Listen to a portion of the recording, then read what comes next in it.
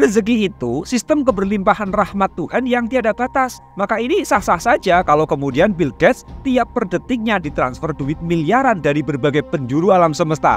Nah, kenapa Anda terbatasi rezekinya? Misal tiap bulan kok harus 3 juta, tiap bulan harus 1,5 juta, tiap bulan 30 juta, dan lain-lain. Anda kenapa kemudian dibatasi oleh angka-angka itu? Dikarenakan apa? Anda dibatasi oleh penghasilan bulanan, penghasilan harian, tahunan, dan lain-lain. Yang membatasi itu batas bawah sadar Anda sendiri kepada uang. Mental hitung-hitung marketing duit di bawah sadar Anda itu yang kemudian membatasi. Meningkatkan finansial dengan melepas batas bawah sadar pada angka duit.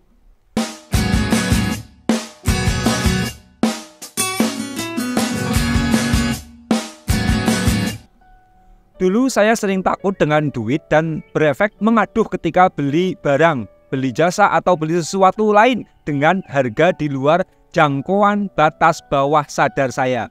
Haduh, mahal begitu, kata hati saya.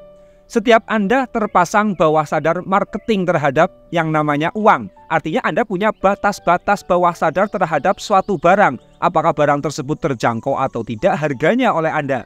Anda punya batasan masing-masing di bawah pikiran bawah sadar Anda. Dulu, sekitar tahun 2016-an, ketika finansial saya itu baru merangkak naik, itu saya pernah tanya-tanya dengan salah satu sahabat saya yang menggunakan MacBook Apple. Ya, saya lihat keren dan nyaman untuk dipakai.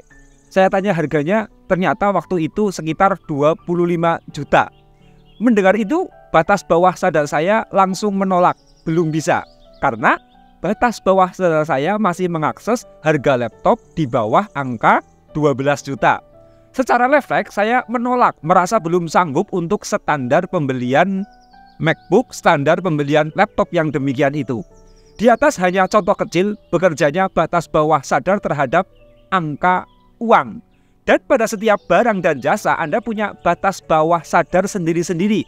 Misal dengan baju, dengan tas, dengan rumah, dan lain-lain. Anda tetap punya batas bawah sadar terhadap nilai uang yang Anda akan berkata, saya belum sanggup dengan harga ini. Siapa di antara Anda yang berani beli satu tas wanita seharga 1 miliar coba?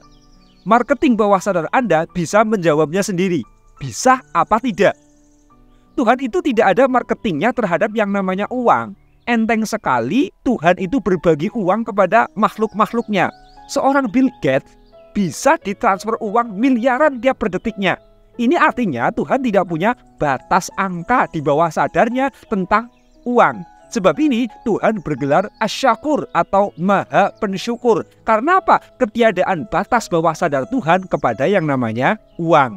Rezeki itu sistem keberlimpahan rahmat Tuhan yang tiada batas. Maka ini sah-sah saja kalau kemudian Bill Gates tiap per detiknya ditransfer duit miliaran dari berbagai penjuru alam semesta. Nah, kenapa Anda terbatasi rezekinya? Misal tiap bulan kok harus 3 juta, tiap bulan harus 1,5 juta, tiap bulan 30 juta, dan lain-lain. Anda kenapa kemudian dibatasi oleh angka-angka itu? Dikarenakan apa? Anda dibatasi oleh penghasilan bulanan, penghasilan harian, tahunan, dan lain-lain. Yang membatasi itu batas bawah sadar Anda sendiri kepada uang. Mental hitung-hitung marketing duit di bawah sadar Anda itu yang kemudian membatasi. Mekanisme ini terjadi karena Tuhan bekerja sesuai dengan prasangka hambanya.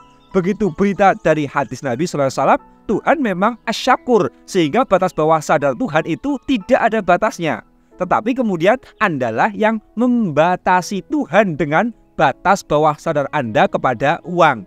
Di sini tugas Anda untuk mengunduh curahan rezeki Tuhan yang tidak terbatas tersebut. Anda terlalu pandai bermain kalkulator di pikiran bawah sadar Anda terhadap uang. Ini salah satu penghambatnya.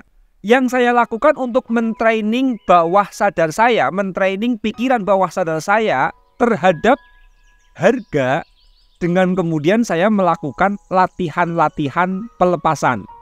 Contoh, waktu dulu penghasilan saya masih di bawah 7 juta per bulan. Saya biasakan ya sengaja-sengaja berbegoria dengan area mainan anak di mall. Awalnya sekali berkunjung anak saya, yakni Hisi Bilaura Fasharizan, itu habis 700.000. Dengan penghasilan di bawah 7 juta, tentu saya tersinggung berat kepada uang, merasa enak sekali.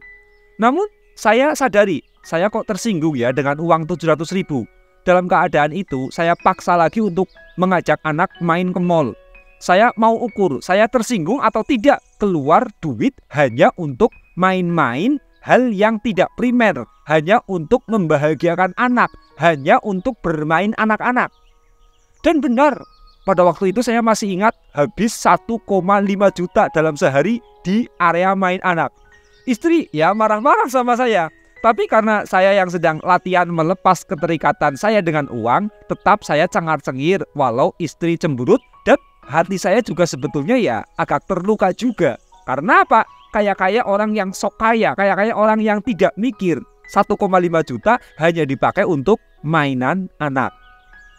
Dan kemudian saya ulang lagi. Hal-hal seperti itu yang tadinya saya itu masih sangat terluka, saya terus mengulanginya terus. Sampai akhirnya kemudian saya terbiasa dengan harga segitu untuk sekali main anak di mall. Dan sekarang saya sudah bego dengan harga segitu untuk main anak di mall. Saya tidak lagi tersinggung karena ya merasa enjoy. Sekarang sudah saya tinggalkan training di area main anak ini. Saya sudah tidak lagi menggunakannya. Dulu saya juga berlatih, sengaja masuk restoran mahal untuk melatih pikiran bawah sadar saya untuk mengenali sebuah angka. Seperti apa rasa enak saya kepada uang, makan sepiring untuk satu perut tanpa ngajak anak istri sampai habis ratusan ribu. Setelah terlatih tidak tersinggung dengan duit untuk bayar mahal makanan, kemudian ya saya tinggalkan lagi. Naik kendaraan umum juga begitu, penghasilan bulanan di bawah 7 juta. Tersinggung tidak coba kalau bayar taksi, bayar bus eksekutif dan lain-lain. Saya terus melakukan berbagai training diri dengan duit dan batas bawah sadar saya terhadap duit. Jika sudah takluk, kemudian saya meninggalkannya. Dan hasilnya setelah saya lepas dari batas bawah sadar untuk kelas ekonomi bawah, rezeki duit saya kemudian meloncat naik perlahan-lahan. Kenapa sih meloncat penghasilannya? Karena itu Tuhan memberi rezeki itu tidak ada batasnya, tetapi kita sendiri yang membatasi rezeki Tuhan dengan batas bawah sadar kita kepada uang, kepada harga. Maka ini berlatihlah keluar dari batas bawah sadar Anda sendiri. Pelan-pelan tapi tingkatkan kualitas belanja dan pengeluaran Anda. Tapi ingat loh, pelan-pelan ya, pelan-pelan.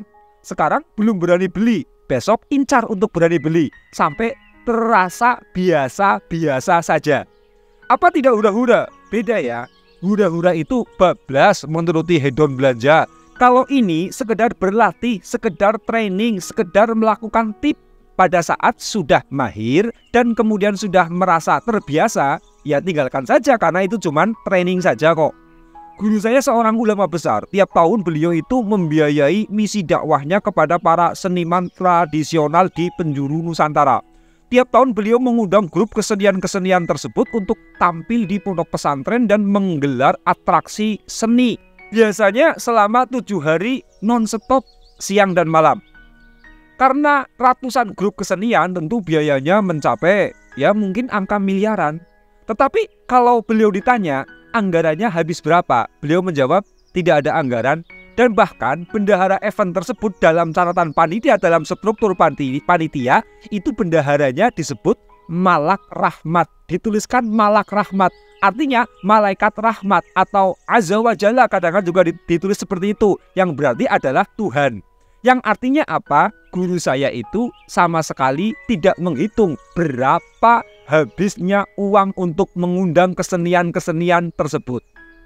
Jadi begitulah orang-orang yang arif, mereka keluar dari batas bawah sadar mereka kepada angka uang. Yang ada adalah rasa keberlimpahan diri, tiada batas di bawah mekanisme curahan rezeki Tuhan, sehingga keluar miliaran, keluar ratusan juta dalam seminggu, tidak tersinggung, tidak apa, tidak pusing, tidak apa. Nah, kerahmat rezeki Tuhan seberlimpah itu mungkin batas bawah sadar kita belum sampai. Tetapi ya paling tidak berlatihlah dari hal-hal yang kecil seperti beli cabai, beli rokok, beli bensin dan lain-lain. Terus berlatih hingga merasa enjoy. Dan setelah enjoy, tingkatkan lagi ke harga yang lebih mahal, tentu secara perlahan. Beli BBM Pertamax saja masih kemudian merasa takut, beli sayuran juga masih takut-takut yang mahal-mahal, bayar listrik masih diingat-ingat terus berapa habisnya. Mental masih begini ya, mental masih doyan duit. Kalau masih doyan duit, duit justru menjadi langka. Nah, bukan cuma dalam persoalan perbelanjaan, dalam sedekah juga sama seperti itu. Kita biasa sedekah 20.000. Kemudian ketika kita itu mencoba sedekah 50.000, rasanya sudah gede banget. Tapi kalau kita sudah biasa aja 50.000, terus kita ulang-ulang, kita lakukan dengan berulang-ulang, bawah sadar kita itu akan mengenali angka 50.000 tersebut. Jadinya ketika sedekah 50.000 yang awalnya itu merasa gede banget, setelah dibiasakan akhirnya terbiasa dan tidak lagi merasa itu sedekah yang besar. Sedekah pun punya pola yang sama.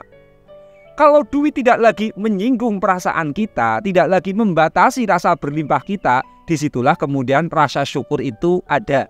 Di dimensi mental yang begini ini, duit itu tidak lebih dari ya mungkin dikatakan sampah jalanan, mudah didapatkan dan enteng untuk dibuang.